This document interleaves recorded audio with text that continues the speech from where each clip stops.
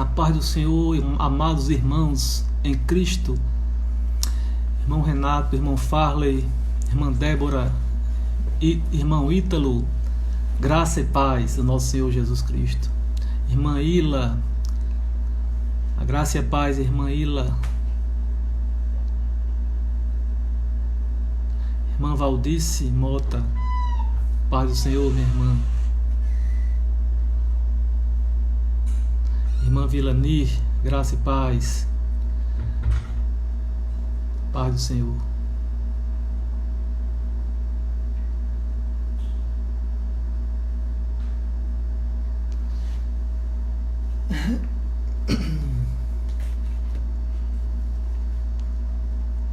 Irmão Jorge, graça e paz. Irmã Marília, glória a Deus. Irmão Maurício, graça e paz. Os irmãos estão ouvindo muito bem o som? Confirme aí, por favor, para nós começarmos a nossa aula de hoje. O áudio está bem? Tudo ok?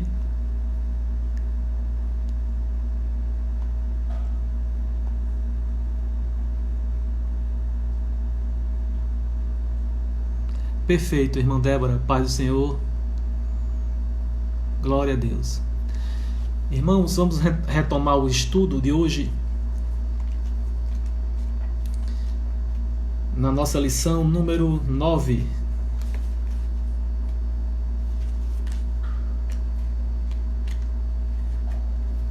Hoje vamos estudar o primeiro projeto de globalismo. Essa lição ela está muito linkada à lição anterior, que foi o início da civilização humana. Para os irmãos e alguém que eventualmente esteja ouvindo, essa aula ela faz parte da primeira revista do trimestre de 2020. Nós estamos estudando a raça humana, a origem, queda e redenção. Estamos atrasados um pouco com as lições desse trimestre, por conta, inclusive, dessa pandemia, mas, na medida do possível, estamos tentando resgatar esse tempo perdido. Então, hoje vamos tratar do primeiro projeto de globalismo. Vocês podem acompanhar na lição 9. O texto áureo está em Gênesis capítulo 11, versículo 9. A leitura diária, semanal, que os irmãos podem fazer nos seus devocionais, está no capítulo de Gênesis 9, no capítulo 10 e até no capítulo 12, de 9 a 12, a leitura da semana. E a verdade prática é: o globalismo afronta os propósitos de Deus quanto ao povoamento e ao governo da terra. A leitura em classe se encontra no livro de Gênesis, capítulo 11, do versículo 1 ao versículo 9. Vamos fazer essa leitura. Mas antes vamos nos conduzir em oração ao nosso Pai. Amado Deus, Todo-Poderoso, Criador dos céus e da terra, nós te bendizemos por mais um dia de nossa vida.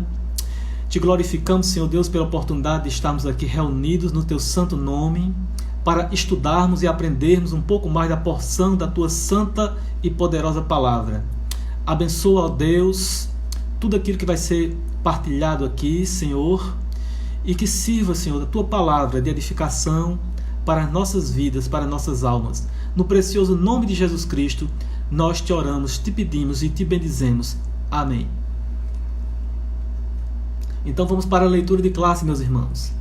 Capítulo 11 de Gênesis. E era toda a terra de uma mesma língua e de uma mesma fala. Então o autor aqui de Gênesis, ele inicia dizendo que na face da terra, após o repovoamento, havia só uma única língua. E aconteceu que, partindo eles do Oriente acharam um vale na terra de Sinar e habitaram ali. E disseram uns aos outros: Eia, façamos tijolos e queimemo-los bem. E foi-lhes o tijolo por pedra e o betume por cal.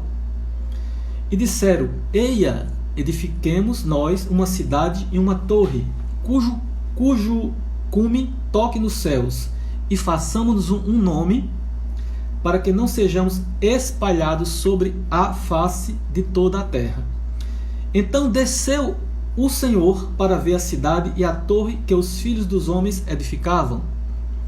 E o Senhor disse: Eis que o povo é um, e todos têm uma mesma língua.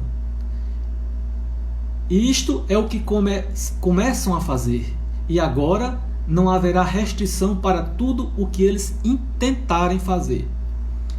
Eia, desçamos e confundamos ali a sua língua, para que não entenda um a língua do outro. Assim, o Senhor os espalhou dali sobre a face de toda a terra, e cessaram de edificar a cidade. Por isso se chamou o seu nome Babel, porquanto ali confundiu o Senhor a língua de toda a terra, e dali os espalhou o Senhor sobre a face de toda a terra. Glória a Deus. Então, irmãos, nós vimos na lição anterior, findamos com a destruição da humanidade, com o dilúvio, o fenômeno do dilúvio, mas pela misericórdia, pelo amor e pelos planos e projetos do Senhor, o Senhor resolveu repovoar essa terra e preservou na humanidade quantas pessoas, irmãos? Noé. Só Noé? Claro que não. Noé, seus 3 filhos, Sem, Cã e Jafé, suas respectivas esposas dos filhos e, claro, a esposa de Noé. Portanto, quantas pessoas remanesceram após o dilúvio? 8 pessoas. 8 pessoas. Então, é interessante nós seguirmos e atentarmos à Bíblia com a fidelidade que ela expõe. Há muita produção do cinema que deturpa completamente a história do dilúvio, como essa produção recente de uns 5, 6 anos atrás, me parece, que até Matusalém aparece, né, lá na arca, lá na história do dilúvio, né? Isso aí foge completamente ao relato bíblico. Foram apenas 8 pessoas que sobraram, que restaram, que Deus poupou com o dilúvio. E a partir daí inicia-se uma nova civilização. Os descendentes de Noé, através de seus filhos Sem, Cã e Jafé, começam a se multiplicar. Antes de iniciarmos esse assunto dos filhos de Noé, vamos diretamente ao tópico da nossa lição de hoje. Estamos falando sobre globalismo. Globalismo, projeto de globalismo. O que viria a ser esse globalismo na perspectiva bíblica, claro? O globalismo ele tem muitas definições, ele tem muitas matizes, tem muitas formas de ver, de enxergar essa visão do globalismo. Mas eu fiz uma seleção aqui que eu achei interessante para termos uma noção do globalismo. O globalismo é uma política internacionalista cujo objetivo é determinar, dirigir e controlar todas as relações entre os cidadãos de vários continentes por meio de intervenções e decretos autoritários. Então, meus irmãos, o globalismo é um projeto de centralização do poder, Ele se diferencia da globalização. A globalização já é um fenômeno já mais relacionado às interações comerciais, econômicas entre países. No globalismo, a ideia é de centralizar o poder. A ideia é de se ter um Estado supranacional, intervencionista, expansionista, que não respeita a soberania dos outros, que interfere ou intervém na soberania dos outros povos, outros países, na política, na economia, na cultura e até na religião. Na globalização, não. Na globalização não há interferência na soberania dos outros países. Há apenas uma troca, um intercâmbio de informações, de política, principalmente na área comercial e econômica. E aí é irrelevante o fato de um país ser fechado, ser aberto. Podemos dizer que o Brasil tem relações com a China, que é um país fechado, independente da forma de governo, independente da religião. Temos relações com países do Oriente, né? E não interfere na soberania. No globalismo, a tendência é haver essa intervenção. É o Estado se tornar totalitário, se agigantar e querer conquistar e intervir em todo o mundo. Na Itália, nós podemos também ver o nazifascismo, através de Benito Mussolini, que tinha essa ideia, o nazismo, não é? Então, se deixar, eles vão se expandindo e interferindo em todo o mundo e subjugando todos os povos. Isso é o pior. Mas, trazendo para a perspectiva bíblica, esse globalismo, nós podemos ver, por isso que o título da lição é o primeiro projeto. O embrião desse globalismo está registrado no livro de Gênesis, capítulo 11, quando os descendentes de Cã, que era um dos filhos de Noé, eles ousaram construir uma torre. Vamos ver mais adiante isso aí. Vou ver aqui a bateria aqui. Pois bem, então vamos para a revista. Estudaremos a primeira iniciativa de se globalizar a Terra. Essa apostasia é deixar a fé ensinada, guardada pelos nossos pais, no caso aí a linhagem de Sete, Noé, que repassou para os filhos, e um desses filhos já começou a apostatar dessa fé, deixar. Ali os homens ímpios e dissolutos incitaram a descendência de Noé a aglomerar-se num só lugar. Então, no globalismo, há uma base geográfica única. Sob um único governo, também é outra característica do globalismo, é o culto à personalidade. Nós vemos isso nas ditaduras, vemos isso nas monarquias imperialistas. E foi assim que nasceu o globalismo, uma doutrina contrária ao propósito divino. Por que contrária? Porque a ordem do Senhor foi muito clara em duas oportunidades. Primeiro para Adão: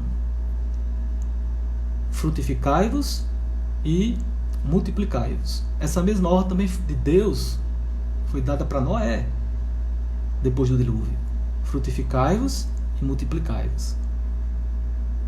Então a ordem do Senhor, comando, era de se espalhar sobre toda a face da terra e não ficar num local só. Por isso que o globalismo é contrário ao projeto do Senhor. Veremos como se deu a intervenção do Senhor naquele projeto insano. Num único ato, Deus confundiu a língua dos filhos de Noé e os espalhou pelos mais remotos continentes e ilhas. Finalmente, constataremos como o Senhor deu início à linhagem piedosa de Israel, chamado o patriarca Abraão, a viver pela fé. Que Deus nos ajude a compreender mais essa lição extraída de sua maravilhosa e insondável palavra. Tudo para a honra e glória do Senhor. Amém? Então isso aí seria a segunda civilização. A primeira, aquela que foi extinta pelo dilúvio, essa que nós iremos tratar, seria a segunda civilização.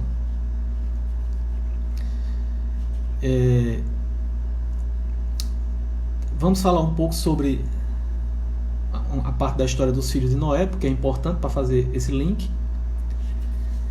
Quando o patriarca Noé, através de seu filho mais novo, rebelde, chamado Cã, inaugurou o período de decadência e menosprezo em relação aos mandamentos divinos. Sabemos que Noé teve 3 filhos, né? Sem, Cã, Jafé. o mais novo, Cã, em hebraico Ham, ou Cão, em algumas bíblias, aquelas bíblias mais antigas que escreve Cão. E esse filho, houve um incidente aí. Noé, que era agricultor, plantou vinhas, e como o suco de uva fermenta, né, se torna passivo de embriaguez, né, o vinho fermentado.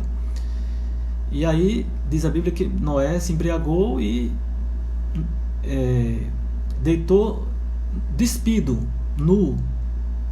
E um dos seus filhos, Cã, em vez de cobrir a nudez do pai,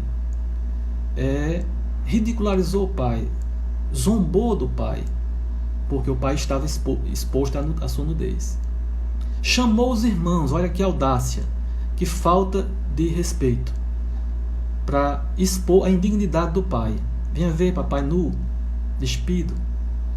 E diz a Bíblia que os outros dois filhos, diferentemente do comportamento irreverente, desrespeitoso, afrontoso do filho mais novo, Cã, os outros dois filhos mais velhos, de costas, cobriram a nudez do pai. Não foi na onda do filho mais novo. Noé despertou do sono e da embriaguez, da ressaca, por assim dizer. E quando soube do que tinha acontecido, ele amaldiçoou. Amaldiçoou não o filho, Cã, mas o filho do filho, o neto, Canaã. Portanto, a maldição não foi para Cã, foi para o neto, Canaã. Coisas de Deus, planos de Deus, mistérios de Deus, projetos de Deus. Às vezes, quando se toca no filho, toca mais no pai do que qualquer coisa. Às vezes Deus traz juízo no pai, na mãe, não surte efeito. Vou tocar no filho. Assim são as coisas de Deus. Por isso que a Bíblia também diz que Deus abençoa a milésima geração daqueles que honram e guardam seus estatutos, mas também amaldiçoa até a terceira e quarta geração daqueles que desprezam, não guardam os mandamentos. Às vezes você só reconhece que é Deus quando Deus tocar no seu filho. Mas, para além disso, há muito mistério nesse texto, porque a maldição recaiu em Canaã e não sobre Ham. A apostasia de Cã e de Canaã. O episódio da vinha de Noé acabou por revelar a irreverência de Cã, seu filho caçula, a maldade de seu neto Canaã. Tinha início ali uma apostasia que, se não fosse a interferência divina, comprometeria a ordem de povoar a terra. Assim como a cultura caimita induzir os filhos de Sete ao pecado, o modo de vida de Cã e de seu filho Canaã pôs-se a influenciar a descendência de Sem e de Jafé ao pecado da iniquidade. A Bíblia relata que essa descendência de Cã, através de Canaã, foi uma descendência perversa. E a maldição proferida é que a descendência de Canaã ela seria serva dos irmãos, da descendência dos irmãos de Sem e Jafé. E isso de fato ocorreu, para você ver como a Bíblia, a palavra do Senhor, ela é fiel e as profecias se cumprem com fidelidade. Os povos de Canaã que advieram filisteus, advieram tantos outros inimigos de Deus, foram servos da descendência de Cã e de Jafé, principalmente de Cã, de Sem, de onde veio Abraão, Isaac, Jacó, os patriarcas, até a linhagem de Jesus, chegar em Jesus. Eles serviram, vamos ver isso depois alguns textos bíblicos que eu selecionei aqui para os irmãos. O enfraquecimento da doutrina de Noé. Com a multiplicação dos seus filhos, Noé começa a perder o controle espiritual e moral sobre estes. Sua doutrina já não era seguida como antes, haja vista que Cã, seu filho, viu a nudez de seu pai, já falamos sobre isso, e propagou a seus dois irmãos um desrespeito à dignidade de Noé. Essa história esse relato está em Gênesis capítulo 9, a partir do versículo 20. Sim, faltou muito pouco para que esta nova civilização tivesse o mesmo destino da anterior. Além do mais, Noé não estaria para sempre com os seus descendentes, a fim de refrear-lhes os excessos e desatinos. Mas a história ela não para por aí, irmãos. A maldade é nata ao coração do homem, o pecado é nato ao coração do homem. O Senhor poderia ter exterminado mais uma vez a humanidade, mas pela sua misericórdia e amor preservou. Apesar de sua prodigiosa multiplicação, os filhos de Noé ignoraram a ordem divina quanto à povoação da terra. Ao invés de se espalharem, aglomeraram-se desobedientemente num só lugar. Nós já falamos também sobre esse assunto. A ordem do Senhor é muito clara: povoar a terra e não se concentrar num único só lugar. Então, os descendentes de Canaã, dentre os quais um sujeito chamado Nimrod, muito agressivo. A palavra Nimrod em hebraico significa rebelde, insurreto.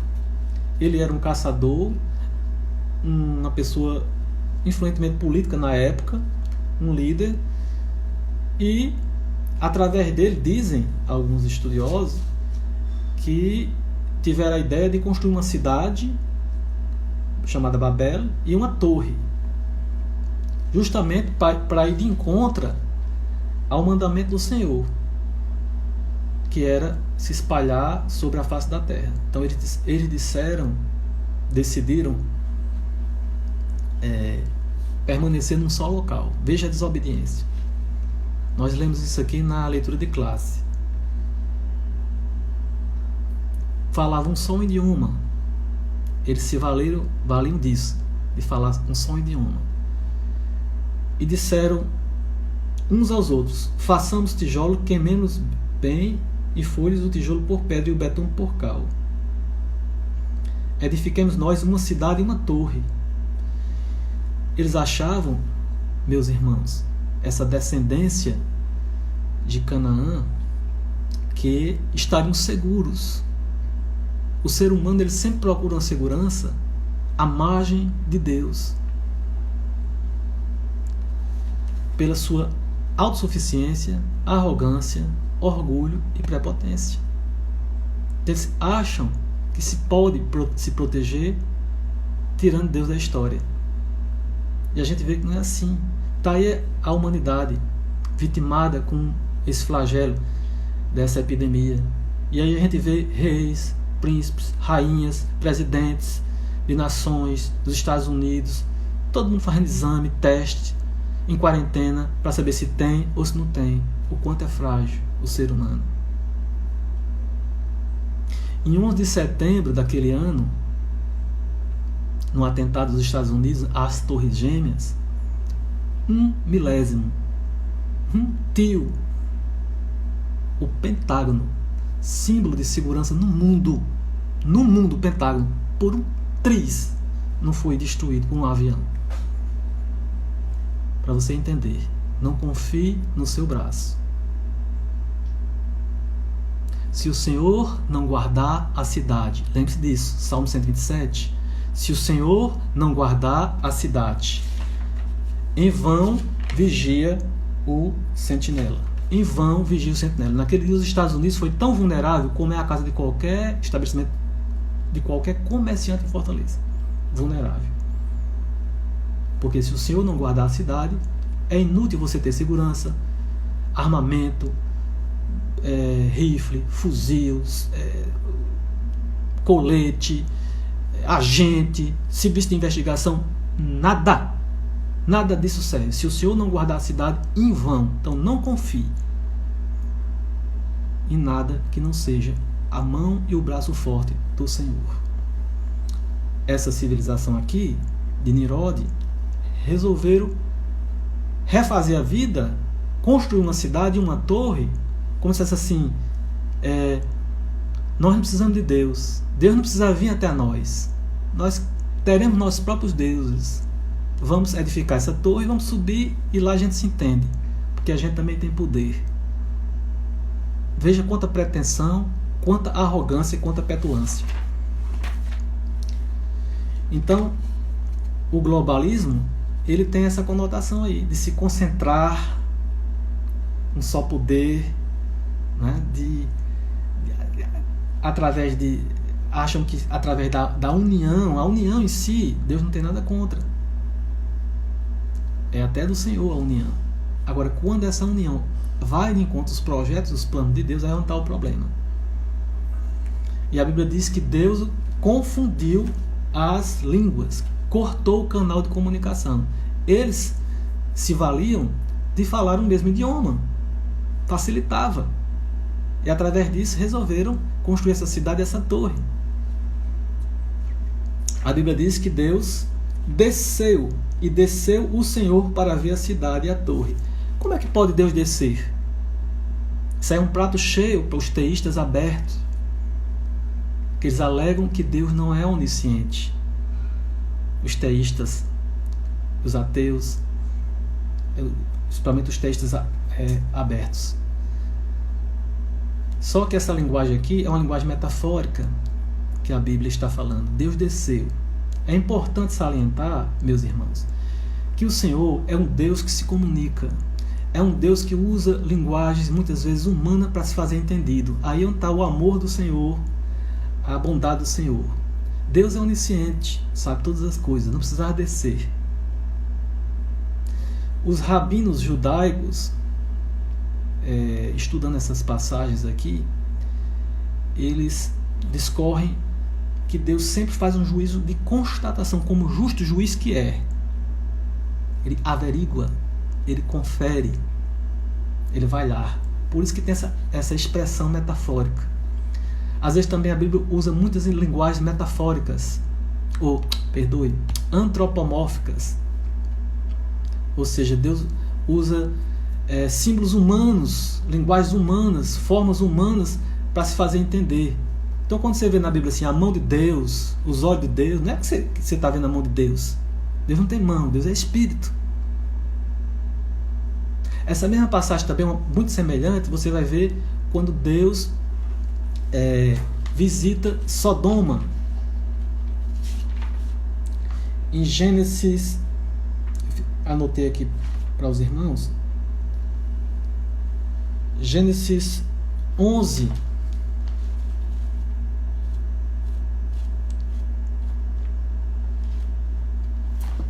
Gênesis 11.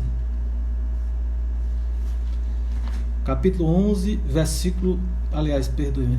Gênesis 18, capítulo 21.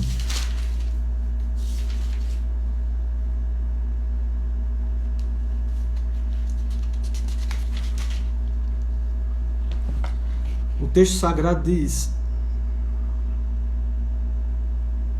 descerei agora e verei se, com efeito, tem praticado segundo este clamor que é vindo até mim.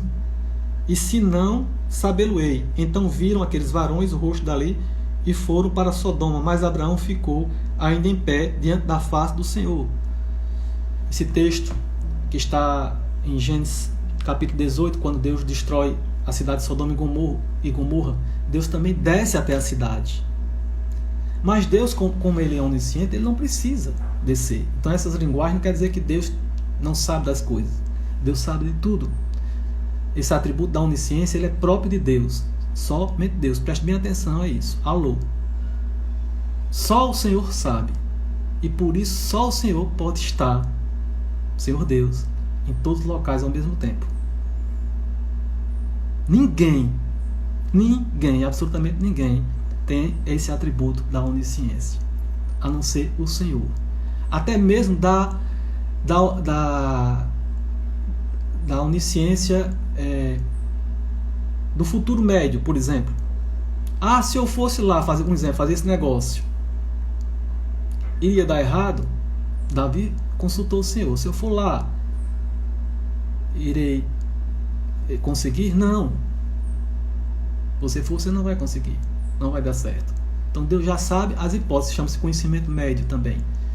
É como se fossem as variantes de todo o futuro. Então Deus conhece não só o futuro, como as hipóteses desse futuro. Se for para a direita, se for para a esquerda, tudo o Senhor Deus conhece. Nada escapa aos olhos do Senhor. A Bíblia nos diz que Deus nos conhecia quando éramos uma substância sem forma no ventre da nossa mãe. Antes de nascer.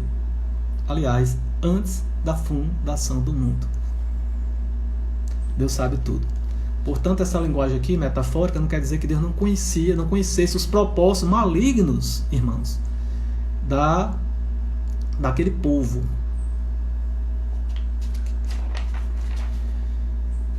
Então, diz a Bíblia que houve essa construção. Ponto 2, o globalismo de Babel. As pessoas falavam uma só língua, um só povo, nós já vimos isso aí. Resolveram construir a torre, está no ponto 2, os filhos de Noé. Perdoe, irmão, passei aqui. O problema não era a unidade, mas a unificação que se achava formando. Certamente o anticristo se aproveitará de uma situação semelhante, a fim de implantar o seu reino logo após o arrebatamento da igreja. Veja bem que esse globalismo também é uma ideia anticristã. O anticristo, ele terá um projeto com essas bases de globalismo. Um único governo, uma única religião, um líder político carismático, agregando tudo e todos, interferindo em tudo e todos. Nos primeiros anos vai ter o apoio de todos, depois ele vai se revelar, o homem e o iníquo, o homem da perdição, o anticristo e as bestas. Para os irmãos verem que não é um projeto divino, é diabólico. Por isso que Deus interviu, destruindo. A ordem de Jesus é que o Evangelho não se concentre em Jerusalém, mas que alcance os confins da terra. Mais uma vez nós vemos aqui que o projeto do Senhor era que as raças se expandissem e que o Evangelho também se expandisse. Esse comando da grande comissão existe até hoje, ir e pregar o Evangelho a todos, e não a um povo só. Deus é um Deus de amor, e Ele estende a sua graça e o amor a todos. Por isso que em Apocalipse você vai ver a reunião de todas as raças, povos, tribos, línguas e nações. Interessante também, irmãos, que o Senhor usou a confusão. Babel significa confusão, de onde veio a palavra também Babilônia. O Senhor utilizou o instrumento que era a língua para confundir e destruir aquele projeto. Quando o Senhor quer fazer as coisas diferentes, para a honra e glória dele, ele faz o contrário, como ele fez em Pentecostes. Em Pentecostes, no capítulo 2, ele fez todas as pessoas ali, de várias nacionalidades, de vários povos, ouvirem homens simples, galileus, falarem, e eles ouvirem na própria língua. É como uma pessoa bem humilde, bem simples, que mal sabe falar o português aqui, começasse a falar em mistérios numa língua, e tivesse polonês, alemão, russo, americano, tivesse todo mundo vindo aqui numa plateia aqui, e aquela pessoa bem simples falava ali, falando, e o que eu falava, o russo entendia na sua língua, o que eu falava, o americano entendia na sua língua, o inglês, o francês, o italiano, o espanhol, e uma pessoa bem simples, rude, como eram os homens de Deus, Pedro, os apóstolos, os discípulos, os pescadores, falavam, e aqueles povos de outras nações ali ouviam na sua própria língua, no seu próprio idioma. Olha que coisa linda, fantástica, como Deus faz. Em Babel ele fez ao contrário, para destruir. Ele fez com que todos falassem línguas diferentes, e as pessoas ali não mais se entendiam. Não mais se entendiam. Por isso que não conseguiram levar a termo o projeto de construir a torre, ficou só no começo. Ele confundiu as línguas. É assim que Deus faz. Quando qualquer um de nós tentamos ir de encontro à sua palavra e aos seus projetos. Por isso, na vida, nunca o Senhor Deus pode ficar de fora. Todos os projetos nossos têm que ter alinhamento com a palavra do Senhor. Se você for fazer por conta própria, O mundo tem uma história de dizer: vou seguir a voz do meu coração, a minha intuição. Olha que coisa satânica. A Bíblia diz que enganoso, desesperadamente corrupto é o coração. O coração, claro, lógico, são a nossa mente, sede das nossas emoções nesse sentido. Corrupto. E muita gente segue a voz do coração, em vez de seguir a palavra do Senhor, a voz do Senhor, consultar o Senhor. Então vai casar, se separar, abrir negócio, fechar negócio. Qualquer projeto tem que ter o Senhor no meio. Se não for assim, o risco de dar errado é grande. Tem essa história de ouvir a voz do coração. Tem que ouvir a voz do Senhor. O seu coração, ele é enganoso. Ele é corrupto, como diz Jeremias. Desesperadamente corrupto.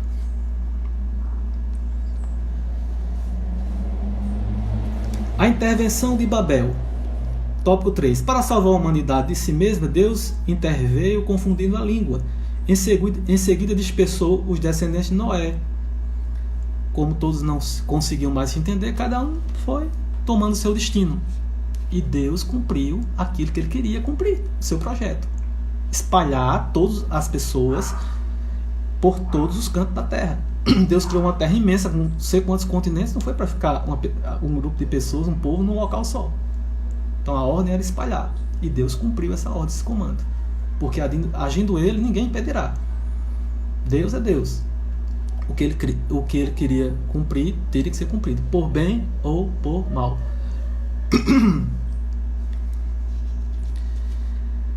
A rebelião daqueles homens fora realmente grande, mas como Deus havia prometido não mais destruir a humanidade, decide espalhar para que os homens separados uns dos outros tivessem mais oportunidade de sobreviver numa terra contaminada pela apostasia.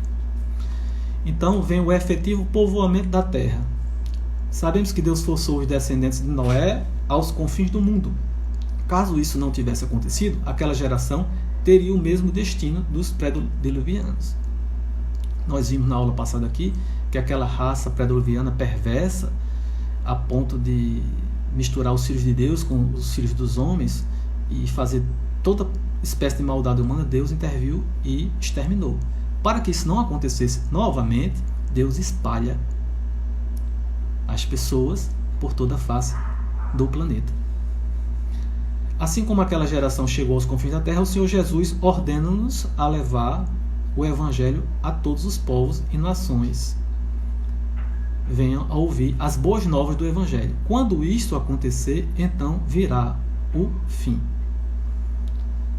É um chamado de todo cristão, de toda pessoa. Eu não entendo quando uma pessoa que é cristã não fala de Jesus, não proclama o Evangelho de Jesus, de uma forma ou de outra, com tantas redes sociais, não posta alguma coisa do Senhor, não ajuda alguém a conhecer, não leva a palavra de Deus, enfim, não cumpre a grande comissão. É estranho um cristão não agir assim. Perde tanto tempo com tanta coisa, mas não cumpre a propagação do Evangelho. A eleição de Sem. A história de Abraão começa logo após a dispersão de Babel. Com a eleição de Sem, delinea-se mais claramente o período messiânico que haveria de culminar em Jesus Cristo. Vimos que, através de Sem, vem Abraão, o pai da fé, com o qual Deus faz uma grande aliança e promete a ele que a sua descendência seria numerosa, né, como as estrelas do céu, como os grãos de areia do mar, e a partir dele viria o Redentor, nosso Senhor Jesus Cristo. A promessa também foi cumprida. Em sua infinita sabedoria, fez o Senhor duas coisas por ocasião da Torre de Babel. Dispersou os filhos de Noé, que eles não queriam, né? Queriam ficar todos juntos, fazer um monopólio, um projeto de globalismo.